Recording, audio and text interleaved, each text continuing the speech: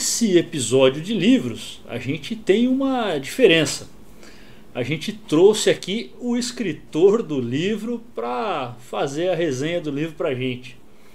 Trouxe aqui, vamos falar do livro Um Novo Mundo Digital, do Antônio Sérgio Martins Júnior.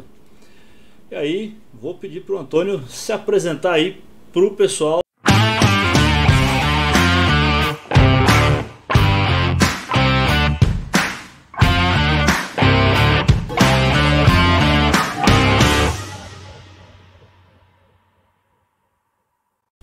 Olá pessoal que acompanha aqui o podcast e o canal do YouTube do Industrialização. Estamos aqui para mais um review, uma revisão de livros para amantes da indústria.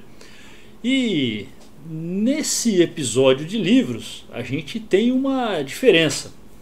A gente trouxe aqui o escritor do livro para fazer a resenha do livro para a gente. Trouxe aqui, vamos falar do livro Um Novo Mundo Digital, do Antônio Sérgio Martins Júnior. E aí, vou pedir para o Antônio se apresentar aí para o pessoal que ouve aqui ou assiste no YouTube o Industrialização. Fala aí, Antônio. Tudo bom, Billy? Tudo bom? Agradeço ao pessoal que está assistindo, que está ouvindo o podcast Industrialização. É uma honra, um prazer, tá?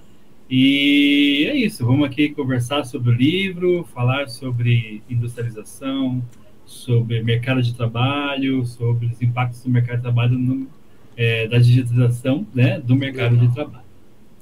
Muito legal. Fala um pouquinho para nós da tua formação, Antônio, para o pessoal entender aí qual é a tua formação, o que você faz da vida. Eu sei que assim... igual eu, além de dar aula, você trabalha, né? A gente, né? O aluno sempre pergunta, né? Você trabalha só também? Aula, eu também trabalho. Eu também trabalho. Sim, eu sempre trabalhei com tecnologia. E eu sou da época do hardware, fui para sistemas, de sistemas fui para tecnologia digital. E hoje eu trabalho com tecnologia digital há muitos anos. Sou formado em administração de empresas, fiz gestão de projetos, especialização em gestão de projetos de inovação e mestrado na Unicamp como aluno ouvinte. Fui convidado em Indústria 4.0 e Planejamento da Qualidade. Legal. E trabalho como Scrum Master, eu sou agilista, eu saí da área de gestão de projetos e vim para o lado negro da força, né? Que é a área de agilidade. Eu gosto muito de indústria.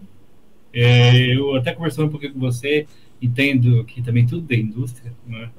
Exato. Tudo é indústria e tem uma visão muito de mercado de trabalho, com o que está acontecendo com o mercado de trabalho com toda essa tecnologia que a gente está vendo hoje, né?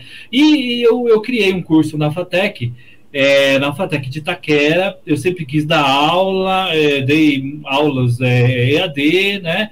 E fui chamado por um professor para ensinar uns alunos e uns professores sobre agilidade e tecnologia digital. Para mudar um pouco a cabeça lá da FATEC, dos professores da FATEC, especialmente da FATEC de Itaquera. E desde 2019, eu comecei a dar aula para os alunos eu criei um curso, me tornei professor convidado da FATEC, né, para aula de inovação, transformação digital, indústria 4.0, empreendedorismo. E aí o que aconteceu? Eu comecei a chamar empresas que eu podia ter amigos, de conhecidos, para fazer uns pilotos com os alunos e criamos um hub Empresas Fora, um laboratório de inovação. Que legal. Isso. Né? Muito legal. E o livro Um Novo Mundo Digital? Do que fala o livro Um Novo Mundo Digital? Sim. Eu li o livro, achei fantástico. Vou dar um pouquinho aqui da minha percepção. Eu agradeço. É a segunda vez que eu leio um livro que fala de conceitos, né, por meio de uma história de ficção. A primeira vez foi o livro A Meta, né, que eu estou devendo trazer aqui para os ouvintes, né? Então a primeira vez foi o livro A Meta, e que o Goldratt trouxe lá, né, os conceitos de teoria das restrições, capacidade finita, MRP1, MRP2, né? Por meio de uma história, e você seguiu aí os passos do Goldratt, e a história é muito legal, realmente o livro prende, você quer saber o que vai acontecer com a galera. Eu achei muito legal. Mas fala para nós aí como que surgiu aí a ideia do livro, a ideia de fazer uma ficção explicando esses conceitos do mundo digital, da robotização, automatização, né, indústria 4.0. Como que surgiu essa ideia da ficção, Antônio? É assim, eu trabalho como escritor há um tempinho, eu trabalho como ghostwriter, né, vamos dizer assim, e às vezes também não, depende muito do que querem, né, do que o cliente quer. Na verdade eu comecei escrevendo para faculdades, escrevendo referência bibliográfica para cursos, principalmente engenharia, porque eu fiz engenharia da produção lá na Unicamp, essas duas disciplinas. E eu sempre gostei de ficção científica, sempre gostei muito de ler, sempre quis ser um escritor. Legal. Só que eu sempre gostei de ensinar as pessoas. Eu trabalho ensinando, minha vida é ensinar, eu aprendi com as pessoas, então eu não sei pensar de outra forma. Eu gosto muito de ficção científica. E começou essa ideia de criar uma ficção científica para as pessoas entenderem melhor os conceitos das coisas, principalmente da indústria, do impacto da indústria na vida das pessoas.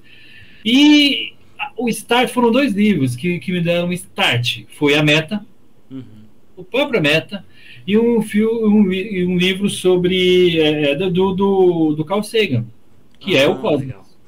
O Carl Sagan, ele consegue pegar e falar sobre astronomia. Eu sou fã de astronomia. Eu não li o Cosmos ainda. Olha. Ele é espetacular, e eu gosto de ler e assistir.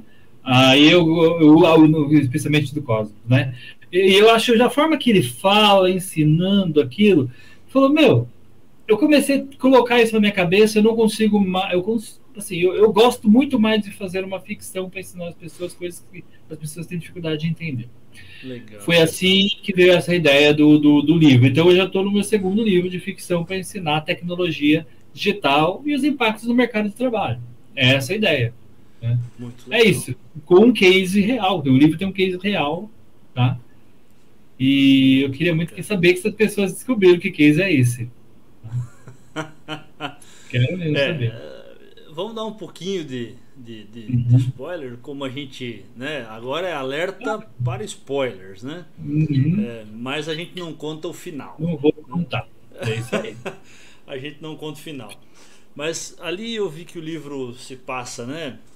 Muito dentro uma parte da história da batalha ali entre os taxistas e os motoristas de aplicativo, né? Isso mostra uma parte aí da revolução, né, que esse conceito trouxe na vida das pessoas, na vida dos clientes, porque eles tinham uma experiência diferente, e na vida das pessoas que prestavam serviço até então, e que os clientes não queriam mais, né? Isso aí. Aí isso não é spoiler, todo mundo que vive em alguma cidade onde tem táxi e motorista de aplicativo viu esse movimento, né? Esse problema acontecer. Mas eu queria que você falasse um pouquinho para nós, então, quais foram essas revoluções das indústrias, né? E os impactos na força de trabalho ali na sociedade, e que você trata no livro muito bem ali, esses impactos, né? Esse é um assunto que eu gosto muito, e é um assunto que as pessoas precisam entender para perceberem que o que está acontecendo hoje sempre aconteceu. E o que se trata? O livro fala disso, e fala assim, de um aprendizado em cima disso, né? E para entender. E como é uma ficção, tem um personagem, e esse personagem precisava entender isso, né? E o que aconteceu?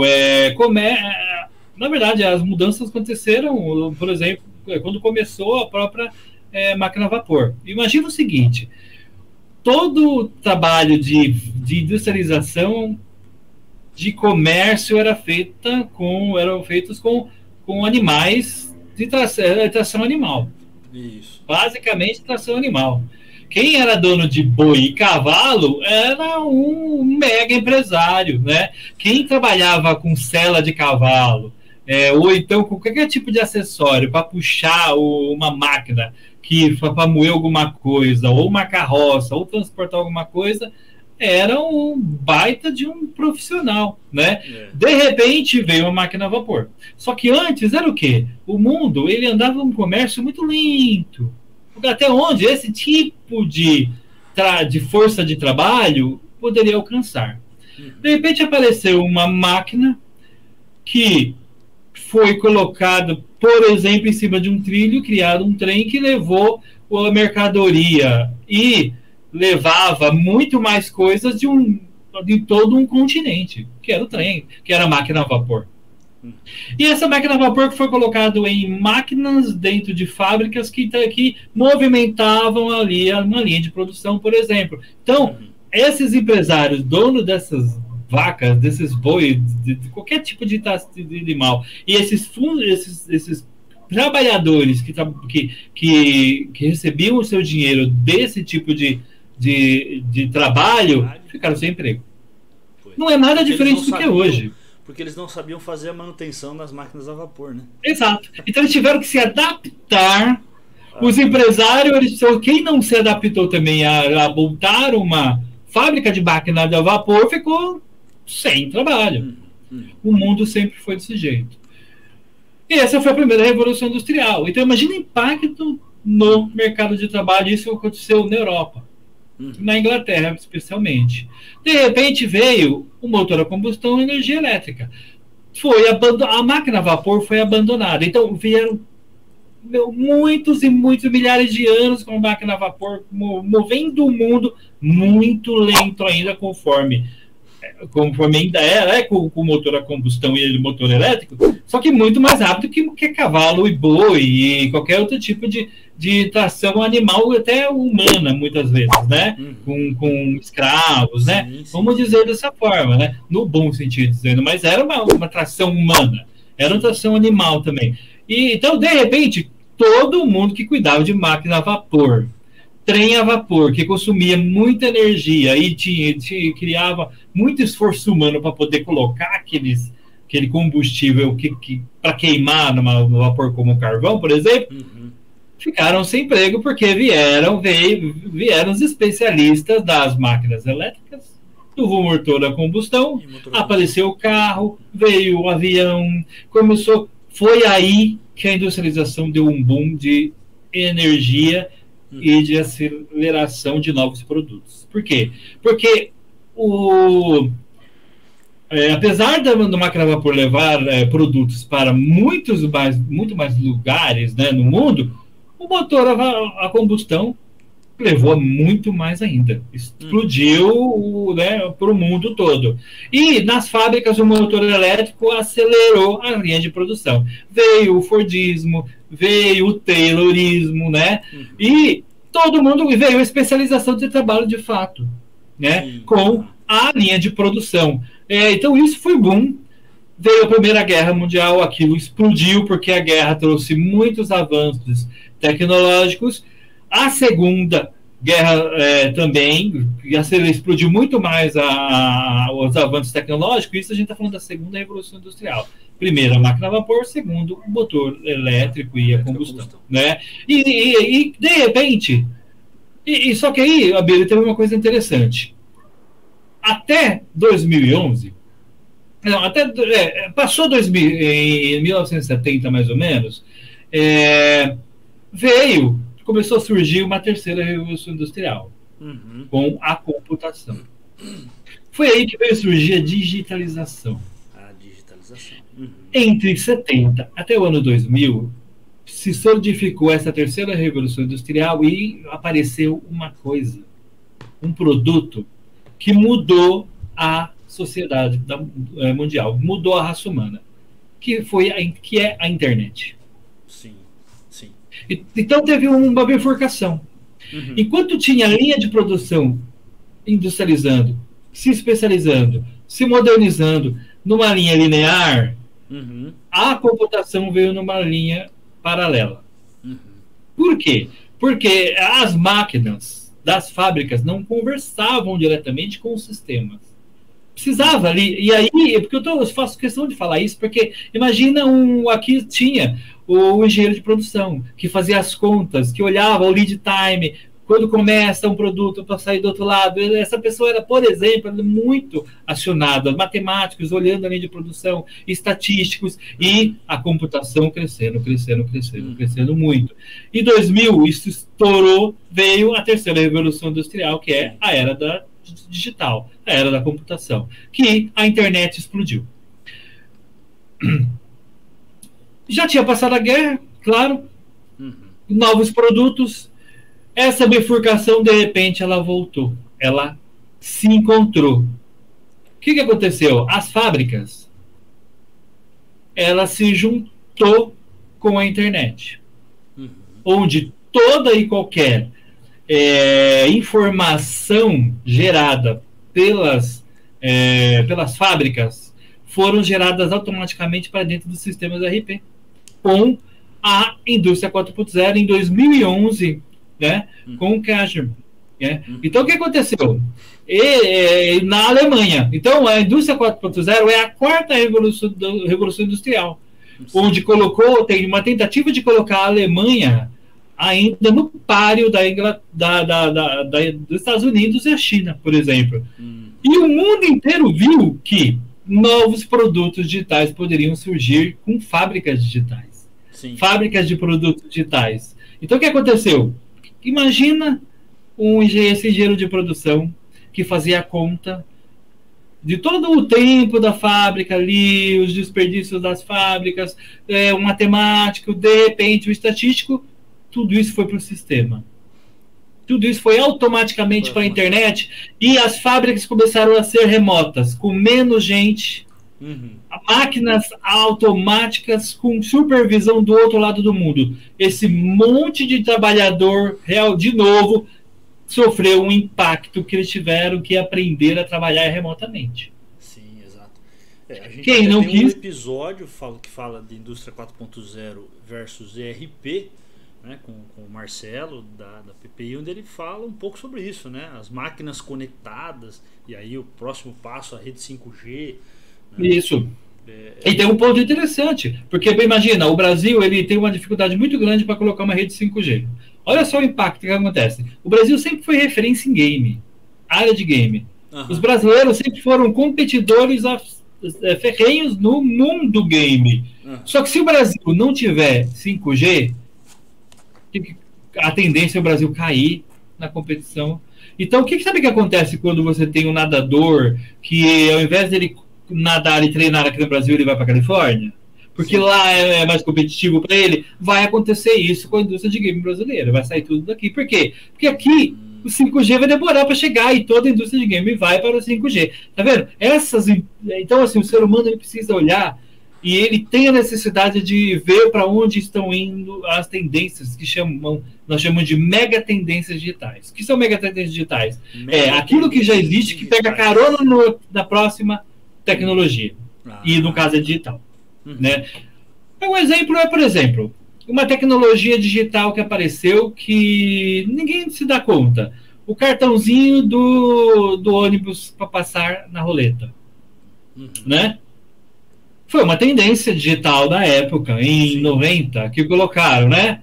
Todo mundo não dava mais bola para essa maquininha. De repente, eles colocaram ela no celular para poder carregar automaticamente toda aquela fila que tinha nos terminais de ônibus em São Paulo, deixou de existir porque eu posso ir direto fazer colocar o saldo lá. Essa máquina, ela se digitalizou e virou uma mega tendência. Hoje, os ônibus estão muito mais fáceis de entrar no ônibus. Né? E eu lembro que foi uma batalha pesada, né? Quando tirou o cobrador, né? Exatamente. Vai eliminar empregos dos cobradores. As empresas se propuseram ali a dar treinamento de direção para que os cobradores se tornassem também motoristas e absorver esses nas áreas administrativas, né? E tal. Sim. Interessante. E isso realmente foi transformando. Eu vi ali no livro, você traz assim, eu achei muito legal que, né, para o ouvinte, o livro traz o impacto disso tudo na sociedade. Achei legal que você cobriu a sociedade como um todo ali, porque são os trabalhadores, né, que são os taxistas ali, os clientes, mas também as famílias, né? A filha do taxista, que é questionadora, que estuda, né? E gosta de tecnologia, o contrário do pai, que ainda lê o jornal impresso. Então achei muito interessante essa narrativa, né? E aí eu queria que você explicasse dois conceitos ali que você traz, né, no livro. Um que é o Mod, acho que é assim que se pronuncia, né? O Mod Revival Digital. É muito legal. O que é isso daí? O que é um Mod Revival? O mod, na época da punk inglesa, né, quando surgiu The Who, por exemplo, depois né, que eu quis dizer com isso?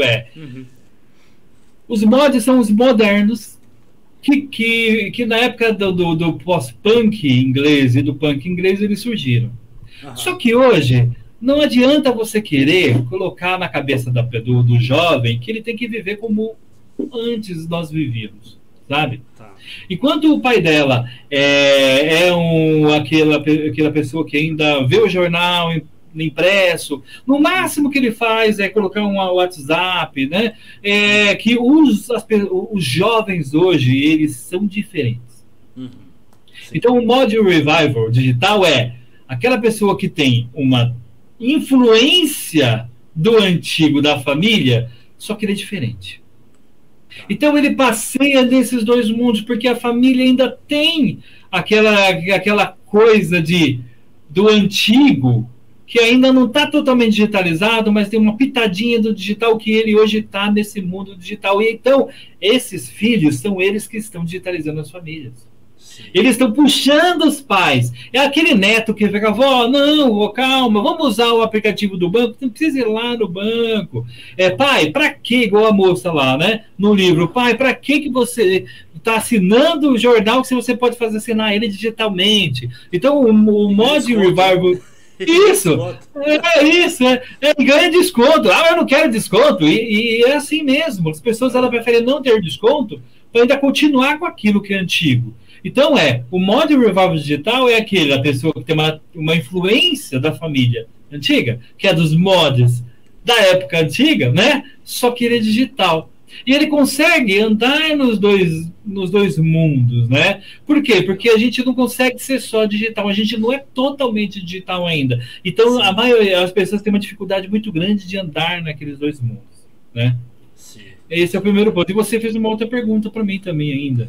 Então, o outro conceito é que você tem um capítulo também chamado Os Gêmeos Digitais. Isso é muito legal. Eu achei muito interessante, os gêmeos digitais. Então, como é que funciona isso aí? O que são os gêmeos digitais? Quando eu aprendi o que isso é um conceito da indústria 4.0. Tá? Quando eu aprendi isso, eu fiquei assim, extasiado. Eu falei, não é possível que alguém teve essa ideia. Que é o seguinte, um carro autônomo, para ele andar na rua, ele não vê o mundo como a gente. Você tem que digitalizar a rua, senão ele não vai entender. A gente acha que o carro vê essa caneca como uma caneca, e ele não vê isso. Ele vê um digital disso. Então a gente tem que transformar o mundo analógico no mundo gêmeo dele, digital, porque senão ele não sabe que ele está dentro daquela rua. Então como é que eles digitalizaram as fábricas? Os escritórios, eles têm que se criar um gêmeo digital daquele espaço para a máquina se encontrar. Como que uma máquina num centro de distribuição automático, onde tem pallets robôs, que são AGVs, né? Que vão lá, pega o produto que não tem mais pessoas, mais um impacto aí dessa geração que a gente tem hoje, né? Do trabalho.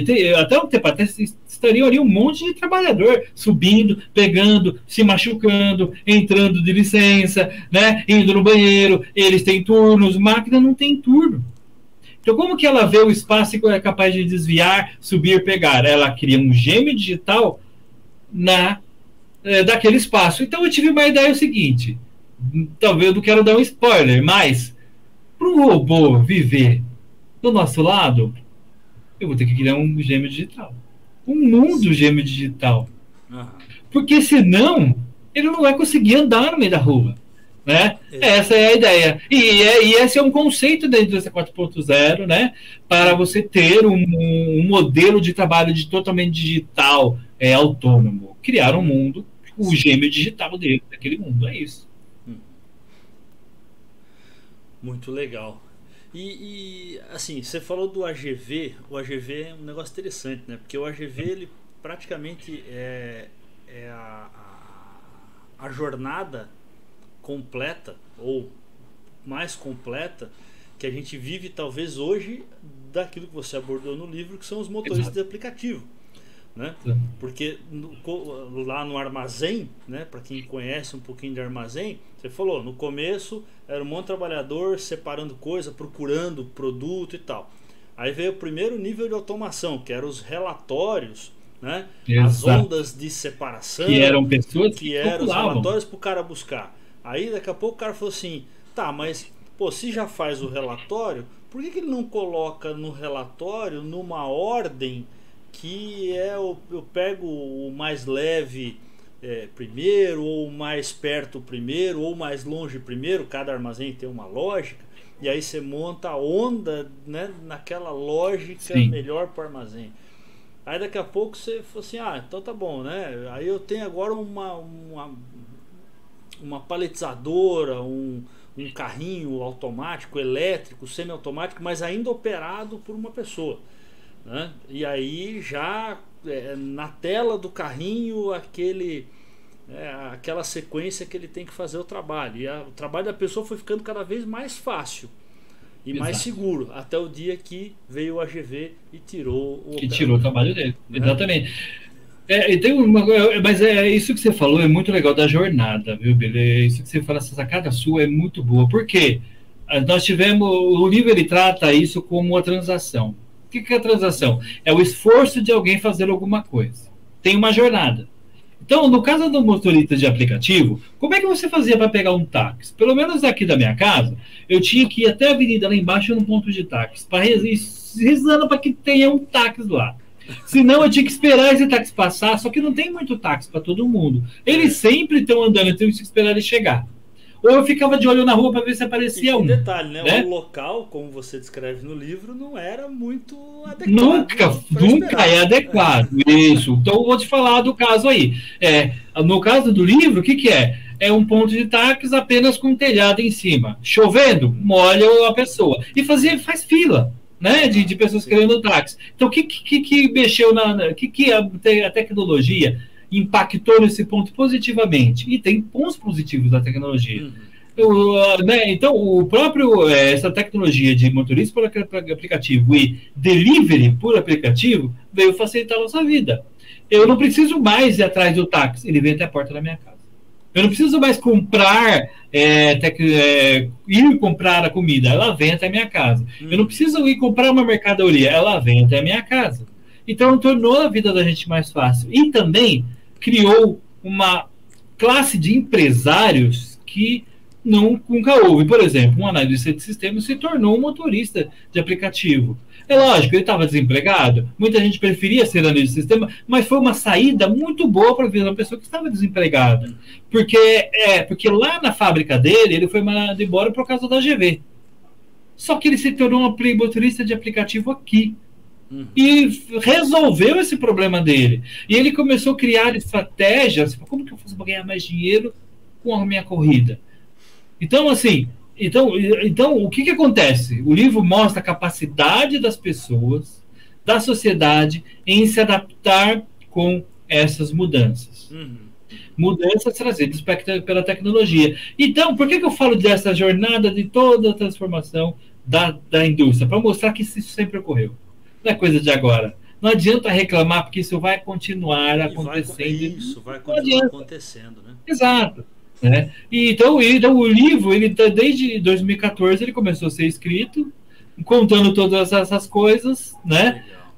Mostrando numa história de uma ficção, para quem gosta de ficção, se divertir com uma ficção, para quem quer aprendendo com uma lista de referência bibliográfica sobre tecnologia e os impactos, né, no mercado de trabalho, é isso.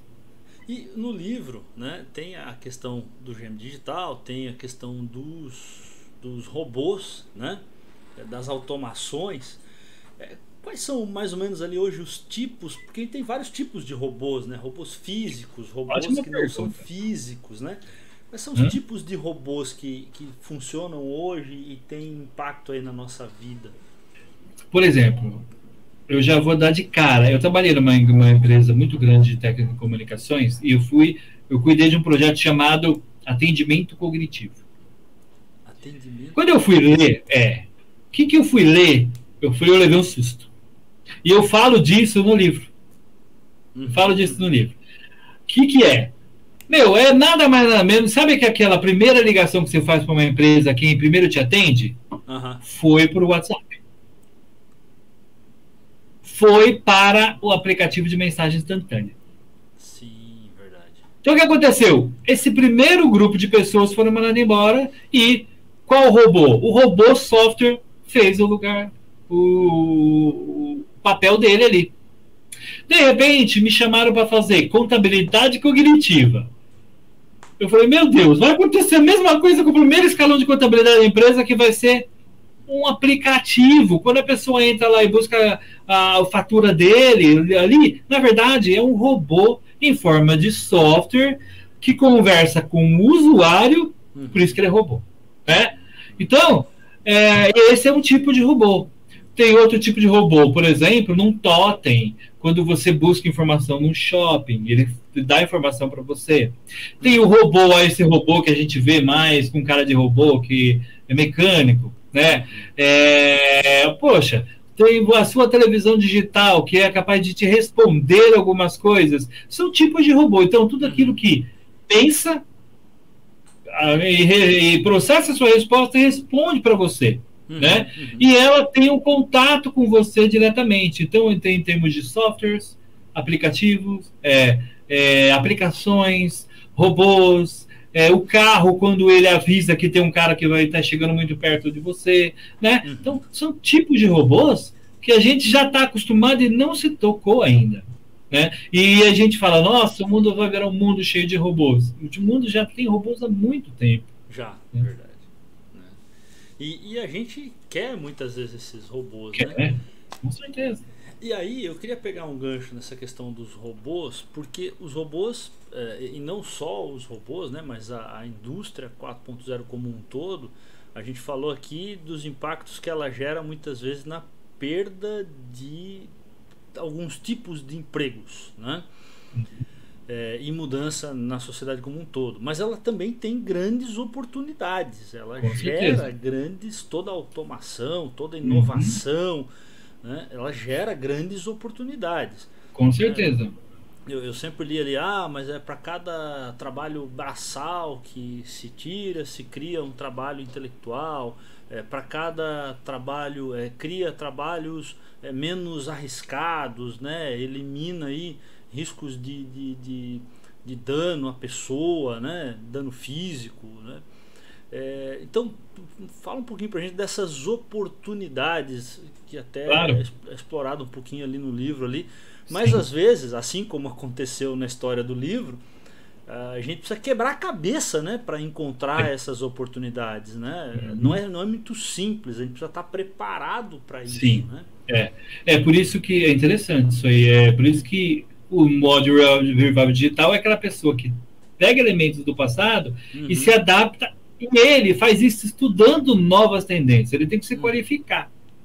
Né? Então a gente tem, por exemplo, uma empresa que fazia, lembra aquele fechamento mensal, 10 dias de fechamento contábil e financeiro das empresas, que parava toda, aí ninguém fazia mais nada além do financeiro. Hoje você tem aplicativos na nuvem, e foi aí que surgiu o sistema, a ideia de nuvem, né? Que é nada mais do que na internet, sem estar diretamente debaixo da mesa nesses servidores, né? E libera a empresa com visões analíticas de todo o ano dela, como estatística para liberar a empresa desses 10 dias. Hoje as empresas não usam mais de fechamento mensal assim. Sim. E se a empresa ela usa, ela está perdendo mercado. Por quê? Oportunidades. O funcionário dela que ficava travado num fechamento mensal de 10 dias, ele está o quê? Ele está operando esse sistema para tirar em 1 ou 2 dias, ou no máximo 5 dias, o resultado para fazer a análise dele para ganhar mais mercado. Né? Então ele gera, e ele pode fazer novos projetos de inovação para dentro da empresa, ou de novos projetos de negócio com a empresa, que ele não fica mais travado, né? Por exemplo, a gente pode usar também na parte de análise de dados, por exemplo, né? Ou quando antes a pessoa que ficava fazendo uma análise de dados braçal em planilhas, né? Ela pode usar robôs para buscar dados para ela e ela apenas pensar, ela apenas tomar as decisões de gestão daquela empresa. Então, você leva o grau da pessoa que quer estudar, você leva ela numa questão de gestão que não se tinha antes, né? Então, é isso. E tem outra coisa também, você tira do trabalhador braçal e leva ele para um trabalho onde metade do trabalho braçal que ele fazia, quem faz agora é uma máquina. Então você tira doenças, né? Você tira esforço físico excessivo, excesso de produção de trabalho, excesso de informação de trabalho, que é dentro das fábricas. De esforço repetitivo, né? Que são Exato.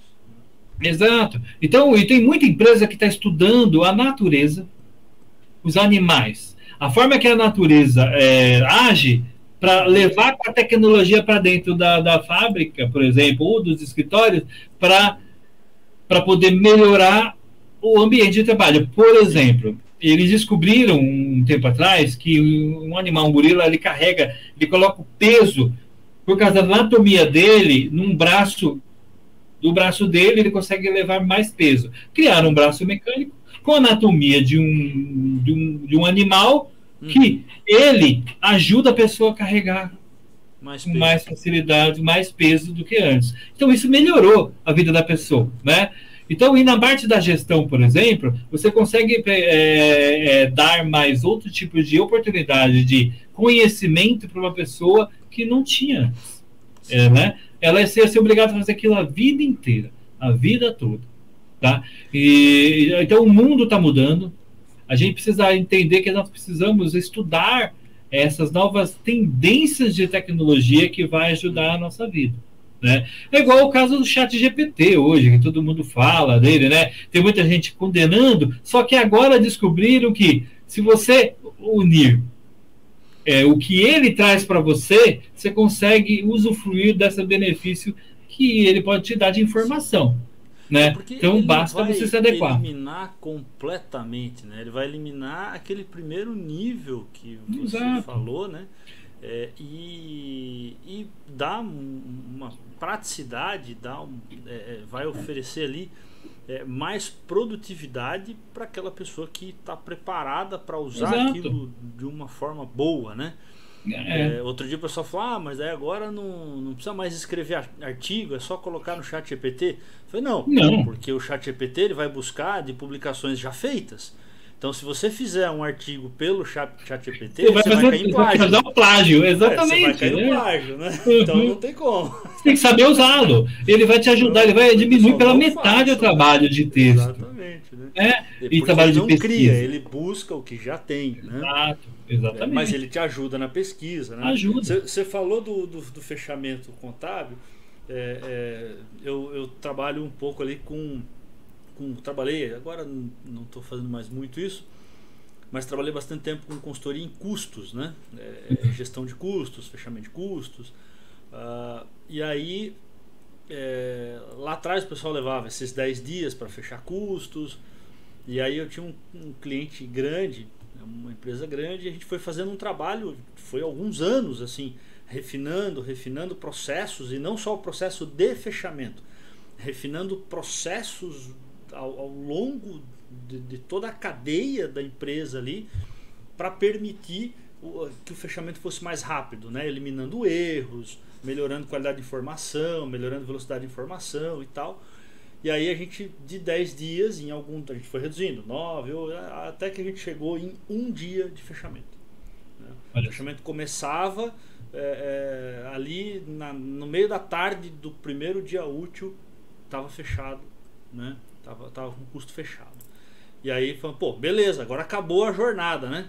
Chamamos a diretoria, estamos fechando em 1 dia, tal, beleza. Ele falou, beleza, então agora a gente pode começar a trabalhar no pré-fechamento. Não, mas o que é isso? Né? Não, nós vamos montar um esquema aqui, com isso, assim. Quero que vocês façam um pré-fechamento no dia 20 ou 20, entre o dia 20 e 25. Por quê, né? Porque aí eu sei como que tá no mês e eu tenho ainda 5 a 10 dias para agir dentro do mês, né? Para conseguir atingir o melhor resultado. Eu não preciso esperar o fim do mês, né, para saber que o resultado foi ruim. Eu já sei que o resultado não vai ser muito bom lá no dia 20. Aí isso é oportunidade. Então, é a oportunidade que a tecnologia, né, traz para criar. Isso, tirou emprego? Não, gerou emprego de consultoria, de pessoas, de treinamento. E elevou o conhecimento de vocês. Exatamente. Eu tenho uma coisa que eu gosto muito do Lean, que fala assim, que as pessoas são trabalhadoras do conhecimento. Só que o mundo, na verdade, a gestão de projetos, dizer assim, da americana, assim, né? Eles esquecem um pouco disso. Fala esse negócio de fábrica, sabe? Então, assim, o que acontece? Então, a pessoa ela precisa tem que nutrir a pessoa tem que nutrir o conhecimento dela, o líder ele tem que nutrir o conhecimento do funcionário e a empresa só tem benefício com isso. E a tecnologia, e é uma coisa que fala muito no livro, a gente tem que criar um ambiente no mundo de coexistência da tecnologia com o ser humano. Porque, assim, é bom trabalhar. O ser humano precisa de trabalhar, porque ele sabe, ele gosta de trabalhar. Então, se também a gente tirar toda a carga de trabalho das pessoas e deixar para as máquinas servir a gente, isso vai acabar com a humanidade. Então a gente tem que juntar as forças. A máquina tem que fazer aquilo que é ruim para a gente e nós temos que tomar as decisões com base no que as máquinas trazem para a gente de resultado. O Isaac Asimov, ele criou as 3 leis lá da robótica, lembra? Que eu falo no livro. Que uma máquina não pode fazer mal pra gente, ela não pode criar nenhuma ação que pode fazer mal pra gente, e a terceira que ela não pode fazer nem a primeira nem a segunda. Só que se você der uma olhada lá, o spoiler, né? Que a menina faz uma pergunta pro cara lá, mas por que aconteceu uma coisa, não vou falar muito bem o que aconteceu. Na verdade, o que acontece? Se a gente não tomar cuidado, a gente infringe essas 3 leis, que elas são perfeitas para a gente ter uma coexistência entre homem e máquina, né? Então, assim, se a gente buscar artigos, principalmente máquina, porque a gente só acha que máquina vai vir igual nos filmes de ficção com uma metralhadora na mão exterminando a humanidade. Não, porque quem manda nas máquinas são os seres humanos, quem coloca as regras nelas são os seres humanos. Então o ser humano precisa querer coexistir e não só pensar em dinheiro. Então, assim, por exemplo, era um ponto, né? É possível, a gente pergunta isso, né? É possível uma coexistência entre, né, as pessoas e a tecnologia, a força de trabalho, a tecnologia? A gente já está provando, na verdade, que né? Porque hoje totalmente a gente já possível. tem as coisas. Sim. O próprio GV que a gente comentou. Exato. A gente usa, né, o WhatsApp. Cirurgia remota. Bots, cirurgia remota. Né? Mas essa questão do carro é interessante. Eu lembrei, né, quando li esse ponto, eu lembrei eu vi numa manchete, eu não cheguei a me aprofundar, mas assim, nesse dilema, né, e as é um dilema. O seu carro pode escolher te matar se ele for um carro autônomo. Então, entre atropelar uma pessoa, se a pessoa se joga na frente do carro, né? E o carro tem 2 alternativas: ou ele atropela a pessoa porque a pessoa se jogou, né?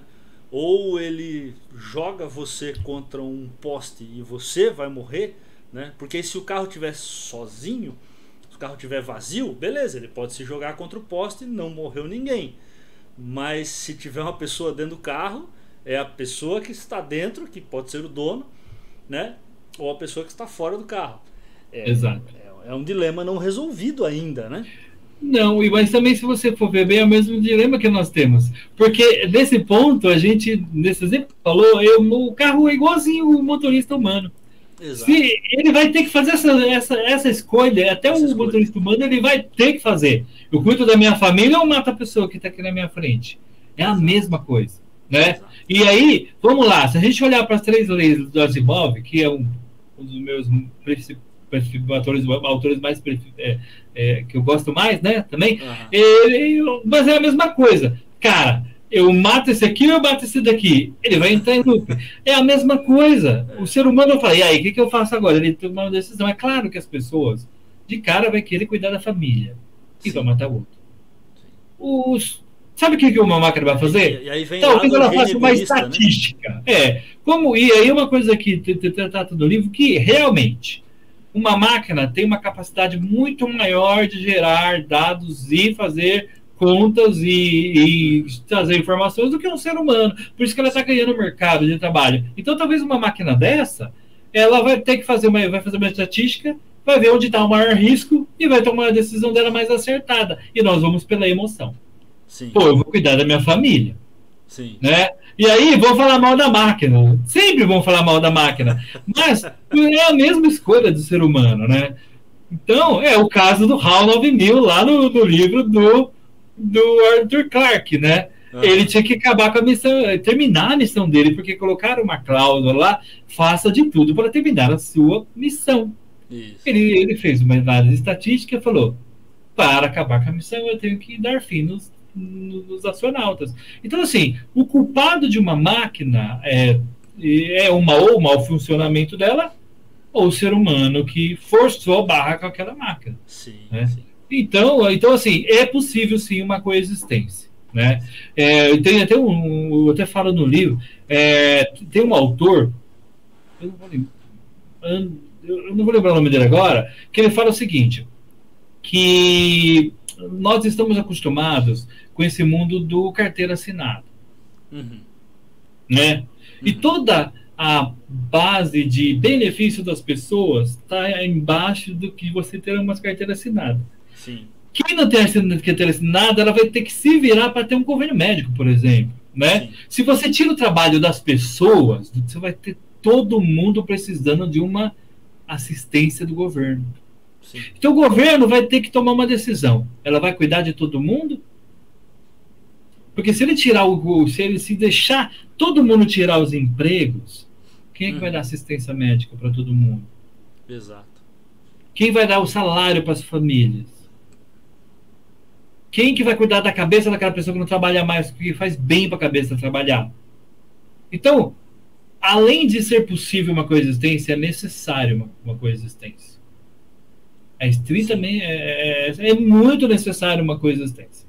Então, é possível e é necessário, né? E é necessário. Eu cheguei a ver uma vez que eu visitei um laboratório de manufatura 4.0, né, indústria 4.0, de uma universidade. Eu vi estudos também sobre robôs colaborativos, né, que no Brasil ainda tem algumas restrições. E é muito legal. Legislação, né, do robô não poder interagir com o ser humano. Isso ainda está em discussão, né? Até onde a última vez que eu tinha estudado sobre o assunto ainda está em discussão. E é complicado porque tem algum risco ali, né?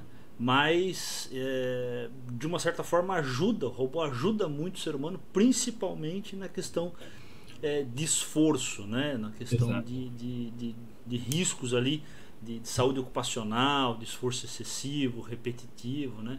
Então talvez realmente o desenvolvimento dessa coexistência é bastante importante, né? Com certeza. E para a gente ir para os finalmente, né? Eu queria que você falasse um pouquinho mais da narrativa do livro, né? Ali é um ponto de táxi, os motores de aplicativos, né? Agora, alertas para spoiler, pode dar um pouquinho de spoiler. Tá bom.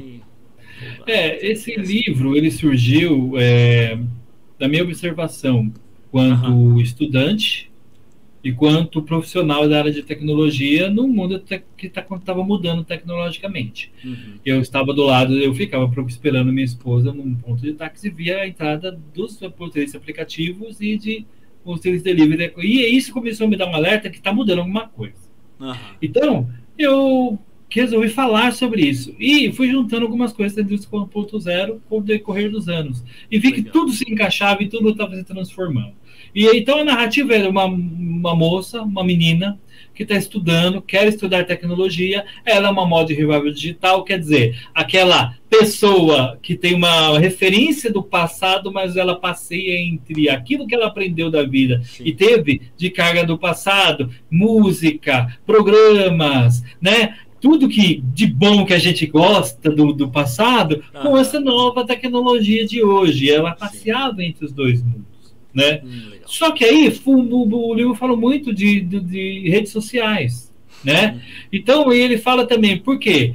Por exemplo, eu não falo na minha vida toda nas redes sociais. Eu não coloco meus podres, eu não coloco os meus defeitos, eu não coloco aquilo que eu sofro. Então existem dois Antônios, não adianta todo mundo falar. Dilemas, né? Não tem meus dilemas lá. Então tem um Antônio feliz, extremamente feliz e de vez em quando um pouco revoltado, até aquilo que eu posso falar. Então existem dois Antônios. Isso. Né? E aí uma coisa interessante é que eu não ligo. Eu não ligo em ficar mandando todas as minhas informações, minhas fotos para redes sociais, só que eu não gosto que uma pessoa fique tirando foto de mim. Que diferença traz? Se chegar um cara do seu lado e começar, o Abílio, o Abílio não sei o quê, tirando foto da Abílio, eu não vou gostar, mas eu coloco todas essas informações nas redes sociais de graça para todo mundo saber. Então existem dois Antônios. Não existe um Antônio. O da rede social não sou eu.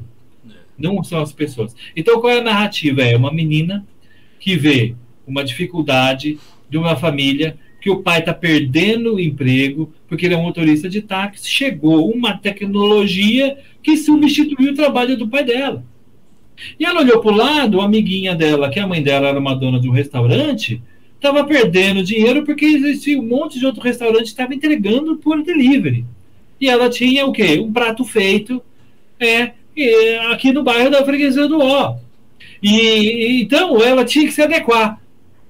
Então o que aconteceu? Aí a pergunta é, como que essa menina ajudou os pais?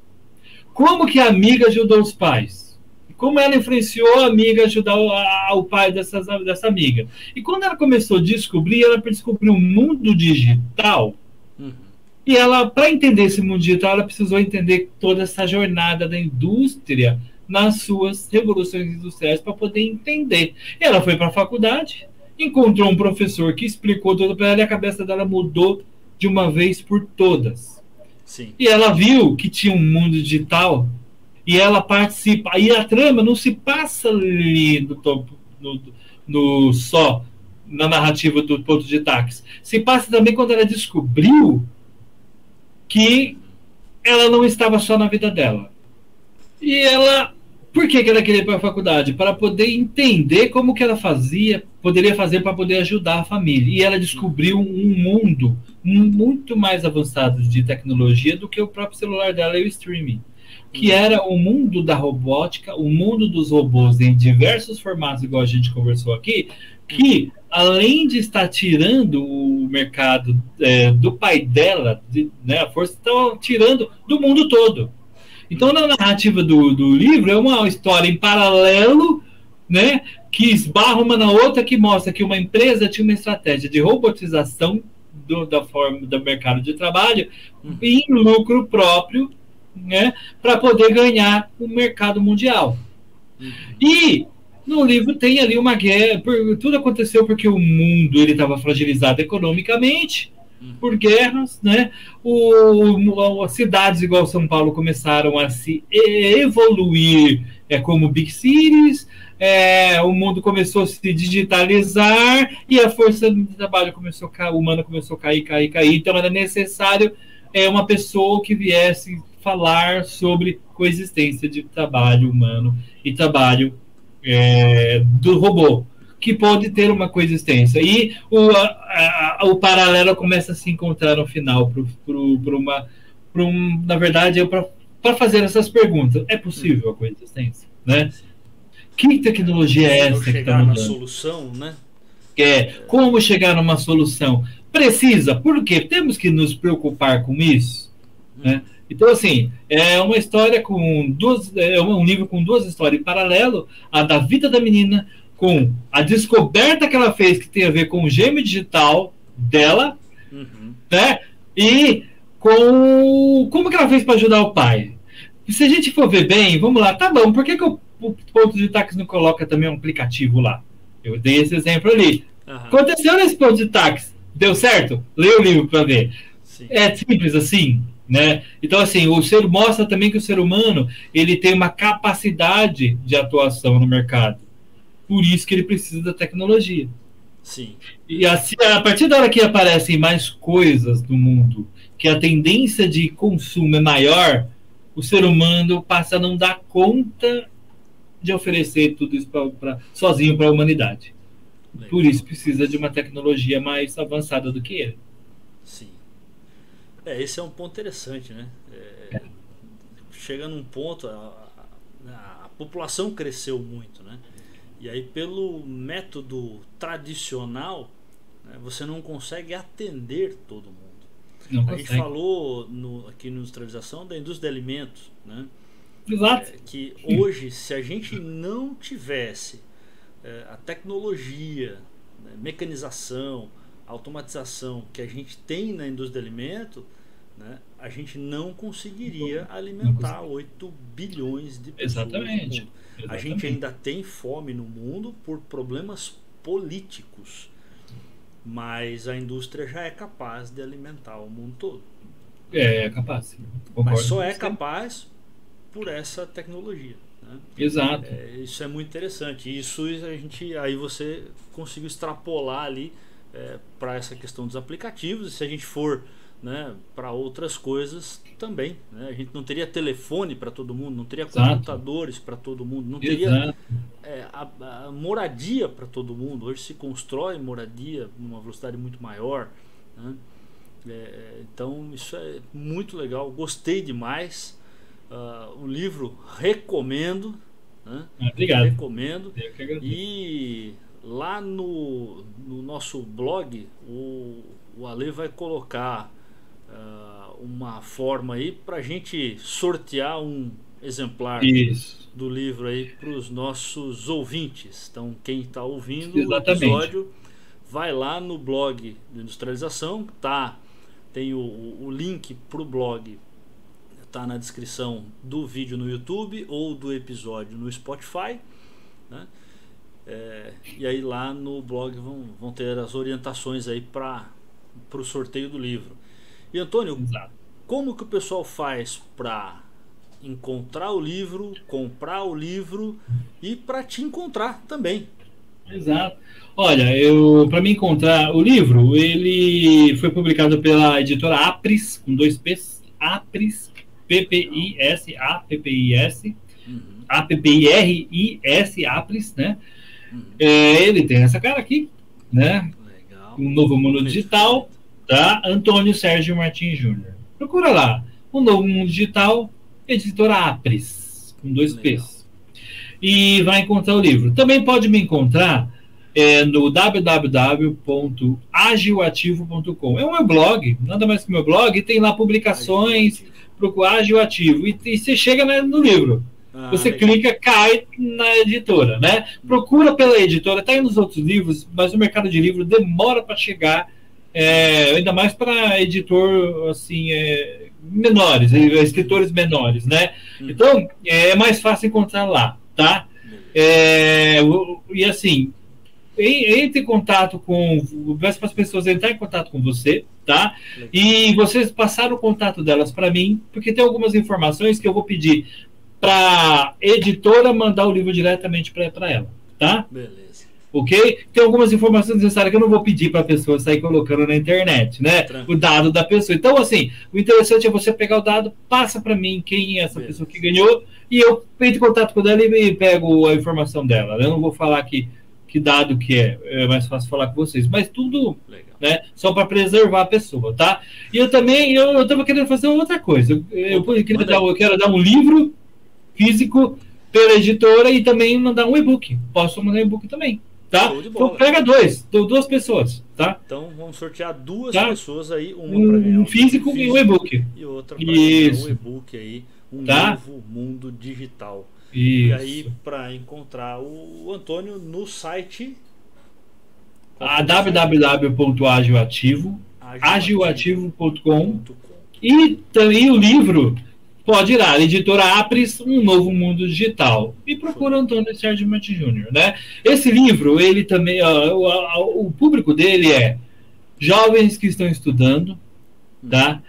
Escolas que querem ensinar esses alunos, pessoas que gostam de uma ficção científica entre o mundo real e o mundo digital, né, tá? Muitos adultos, igual você mesmo falou, que você gostou, gostaram do livro por ser uma ficção científica. E tem referência bibliográfica aqui para ensinar, né? Livros consagrados, né, que fala desde ficção científica como indústria 4.0. E então é isso, tá? Esse livro ele é abrangente, é muito legal e é uma forma diferente de falar sobre tecnologia. Legal.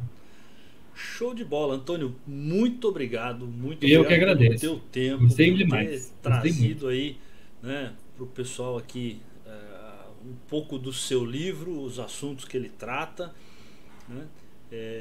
E o pessoal que ficou com a gente até aqui, muito obrigado e até o próximo episódio aí do Industrialização com Livros para Amantes da Indústria. Valeu aí, pessoal. Valeu, Antônio, obrigado.